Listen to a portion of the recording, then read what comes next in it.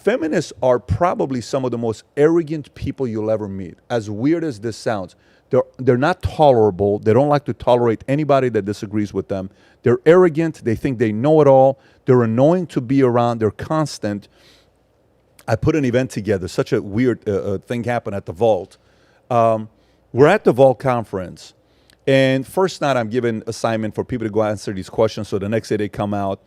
And I said, so tell me, what's your breakthrough you had last night? What decisions did you make? And everybody's giving me theirs. And then all of a sudden, one lady to my right, she's kind of like trying to put her hand up, but she's not.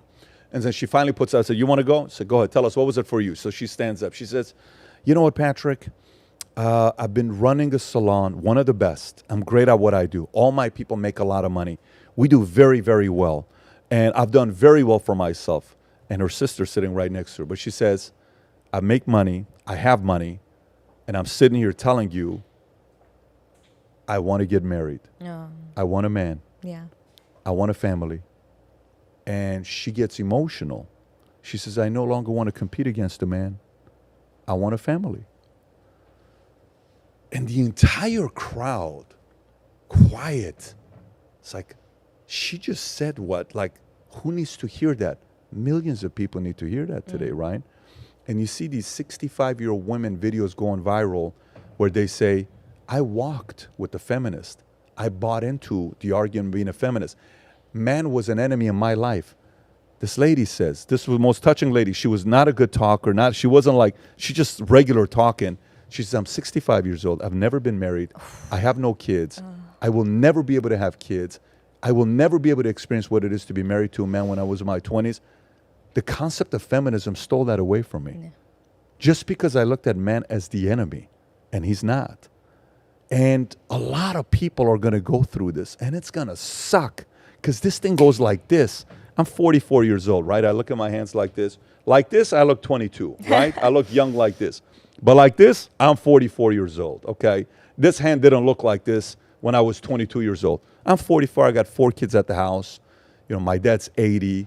I look at my dad when he walks right now. I'm like, man, you didn't walk like that before. And I see his back, and he's walking like a, and my son tries to mimic how his grandpa walks. It's funny, but at the same time, you're like, this guy's got a hunch in his back.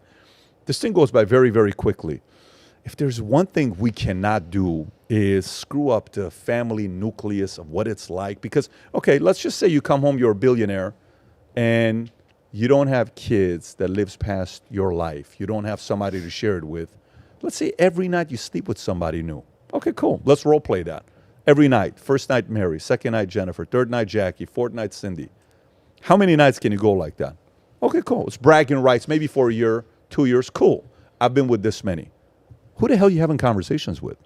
Like, what do you think? Like, for me, my high is we work, we go to dinner, we sit down, we have an incredible conversation together, right?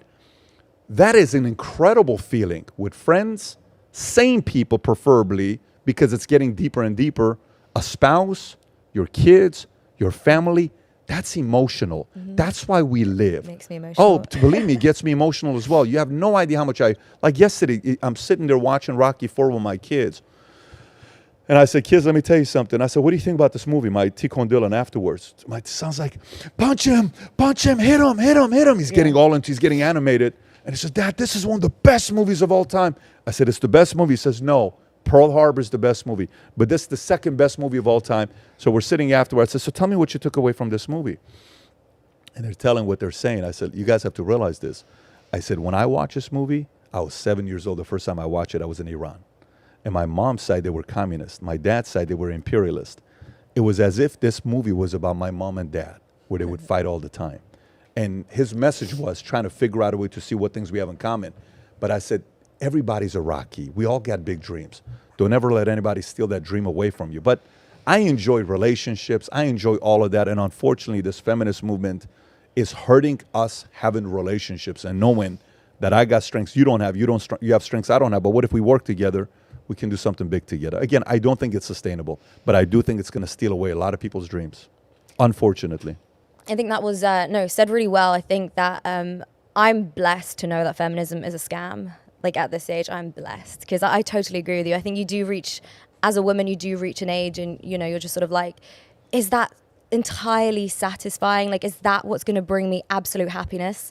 And you're sort of not allowed to talk about that. You know, there's a lot of shaming if you're a stay-at-home mum. But I agree with you. I think there's a massive war on the family unit. But it's not just feminism. There's the feminization of men. So they're trying to make men more feminine so that women then have to rise up to fill that void and provide for themselves.